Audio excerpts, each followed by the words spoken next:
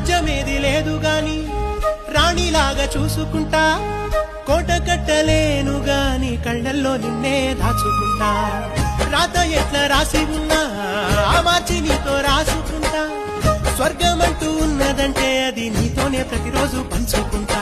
నిన్ను గన్న మీ నాన్న కన్నా లారు ముద్దుగా సాదుకుంటా, నీకు కోపం వస్తే కొంత దూరం ఉంటా, నువ్వు గీత గీస్తే నేను దాటనంట, కంట నీరు కంటి రెప్ప దాటకుండా కాటుకై కావలుంటా. రామాయి నీ మీద నాకు మనసాయనే, ఏనాడు నిన్ను వీడిపోని నీడైతనే.